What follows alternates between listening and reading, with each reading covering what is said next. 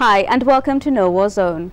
On the first half of today's program, we'll be concentrating on a part of society that can be seen as a largely untapped resource and unknown entity: youth. Young people make up over 1/4 of Sri Lanka's entire population.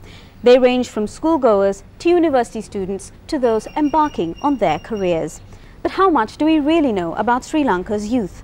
What are their aspirations and where do they encounter the most difficulties when it comes to everyday life? How do they feel about social and political issues, and how often are these opinions heard? In our first report, we take a look at the findings of a new national youth survey that could provide the answers to these questions. They constitute a generation that is amongst the most physically and mentally active in any society. In Sri Lanka, they make up over 1/4 of the population. In numerical terms, that means over 5 million people. However, despite their numbers and their potential, for Sri Lanka's young people, it is still largely a case of being seen and not heard. There are those who feel that the overarching reason for this is simply a case of inadequate understanding of Sri Lanka's youth, what they want from their lives, careers and families, and what challenges they may face on their way to becoming adults. It is to get to know the country's young people better that the Social Policy and Research Centre of the University of Colombo, together with several partners, conducted the second National Youth Survey of 2009. Just the fact that the first was conducted only a decade ago, in the year 2000, is proof that young people have not been high enough on the national agenda. Hopefully, this new initiative will signal a positive change in this respect. The second survey has attempted to be more comprehensive than the first through more focused questionnaires and better representation.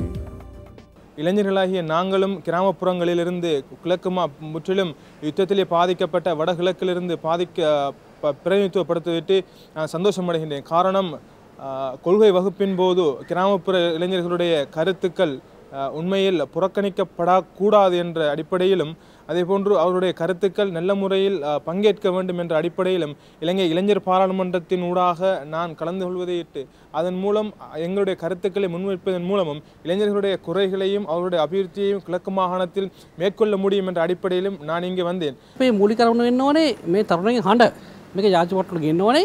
නැත්නම් එදා තිබිච්ච අර සමාජයෙන් ඈත්ලා හිටපු සහ ආන්ත්‍රිකන ලක්කේ තත්ත්වය සැබෑ සමාජ සජීවීකරණයක් ඔස්සේ ඒ ග්‍රාමීය තරුණයන් සහ වතුකරේ ජනතාවත් වතුකරේ තරුණයනුත් මේ ග්‍රාමීය තරුණයන් සමග එකට කඩකට ඉන්න ඕනේ. ඒ වගේම මම හිතනවා මෙවැනි ජාති ප්‍රතිපත්තියක් ක්‍රියාත්මක තුලින් ඉස්සරහට අපේ තරුණයන්ට විශාල ශක්තියක් වේවි. சர்வே எடுக்கின்ற போதே நாங்கள் அந்த குறிக்கப்பட்ட ஆட்களை தெரிவு செய்யும் போதே மிக கவனமாக தெரிவு செய்தோம். யுத்தத்தால் பாதிக்கப்பட்டவர்கள் மற்றும் பல்கலைக்கழக மாணவர்கள் மற்றும் கிராமப்புற இளைஞர்கள் என்ற வகையிலே நாங்கள் தெரிவு செய்தோம். அந்த வகையிலே இந்த அவர்களுடைய ஒவ்வொருவருடைய கருத்துக்களும் பல்கலைக்கழக மட்டத்திலும் சரி, அல்லது யுத்தத்தால் பாதிக்கப்பட்டவர்கள் என்ற வகையிலும் சரி, கிராமப்புற மக்கள் என்ற வகையிலும் சரி, அவர்களுடைய ஒவ்வொரு கருத்துக்களும் இங்கு உள்வாங்கப்பட்டிருப்பதை நான் நன்றாக அவதானிக்கக்கூடியதாக இருக்கு. Amongst the key findings were statistics on education and employment preferences, as well as youth opinions on issues such as culture, corruption, religion and ethnicity. Each area yielded results that in turn gave rise to interesting interpretations. Despite Sri Lanka's high literacy levels, 60% of youth end their education at the ordinary level, in other words, at just 16 years. Only 4% get university education, of which a majority study arts subjects, in a country that has a higher job demand for those with science degrees. The result is a percentage of youth unemployment as high as 22.9%. Excepting youth based in the Western Province, nearly 70% of young people looking for employment prefer to focus their search on the state sector.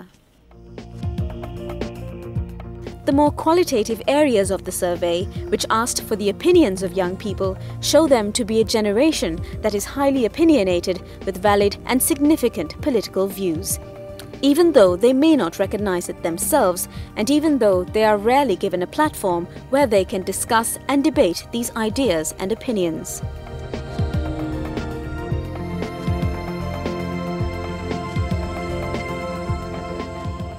The data in this particular survey can be looked at, interpreted and sorted in a plethora of ways, whether in terms of geographical location or ethnicity or religious background. One of the main objectives of the survey was to be a basis for the revision of a more comprehensive national youth policy than the one already in existence.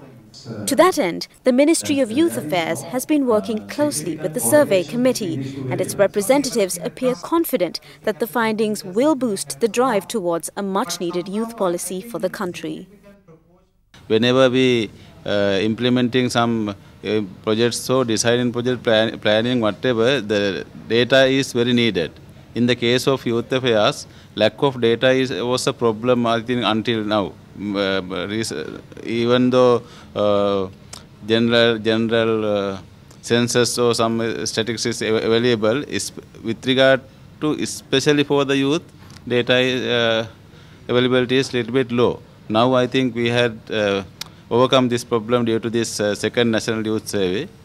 Then again, we want to get a collaboration with the University of Colombo and all the stakeholders, some other agencies, and redraft this youth policy. Organisers of the survey also urged policymakers from other sectors, such as NGOs and INGOs, to utilise the information provided in the findings in ways that would benefit and empower the country's young people.